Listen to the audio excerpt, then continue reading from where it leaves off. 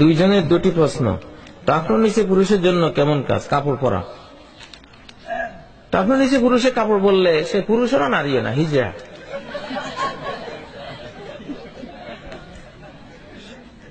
আর যে মহিলা টাকনুর উপরে পড়ে সে মহিলাও না, পুরুষ না, সে আরেক হিজড়া। এবং এই কৃত্রিম হিজড়ার উপরে, আর্টিফিশিয়াল হিজড়ার উপরে আল্লাহ লানত। সহিহ বুখারীর হাদিস, লানাল্লাহুল মুতাখান্নিসিনা মিনার রিজাল। পুরুষের মধ্যে যেগুলি হিজড়া হয়, টাকনুর নিচে কাপড়, আবার স্বর্ণের অলংকার পরে, দুল পরে, আবার কেমন কেমন করে হাটে স্নো পাউডার মুখে দেয়, বুঝেন না, মেকআপ পরে, এগুলি উপরে আল্লাহ লানত। এগুলি হিজড়া। মুতাখান্নিস আরবি শব্দ, মুখান্নাসিন আরবি শব্দ মানে হিজড়া। কথা কাজী ইব্রাহিমের না, কথা মুহাম্মদুর রাসূলুল্লাহ সাল্লাল্লাহু আলাইহি ওয়াসাল্লাম। তাহলে টাকনুর নিচে পুরুষ যেগুলি কাপড়, এগুলি হিজড়া, মর্দামি শেষ, পুরুষত্ব শেষ।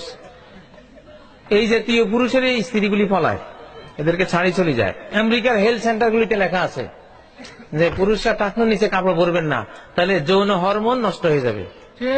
পায়ের গোড়ালির নিচে টেস্টোস্টেরন, পুরুষের যৌবনের যে হরমোনটা থাকে, এটা ওখানে থাকে বিপুল পরিমাণে।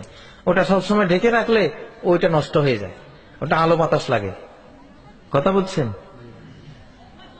আচ্ছা, আর মহিলাগুলির মধ্যে যেগুলি টাকনুর উপরে পড়ে, এগুলি হিজড়া। লানাল্লাহুল মুতাখান্নিসা মুতারাজ্জিলাতি মিনান নিসা। নারীদের মধ্যে যেগুলি মর্দা মর্দা ভাব, এগুলির উপরে আল্লাহর গজব।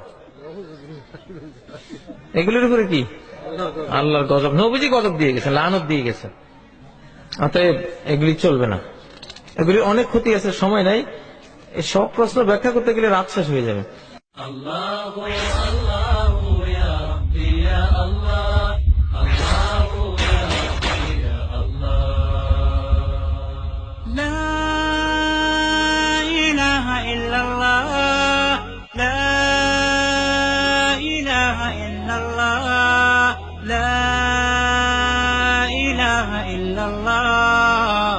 মুহাম্মাদুর রাসূলুল্লাহ।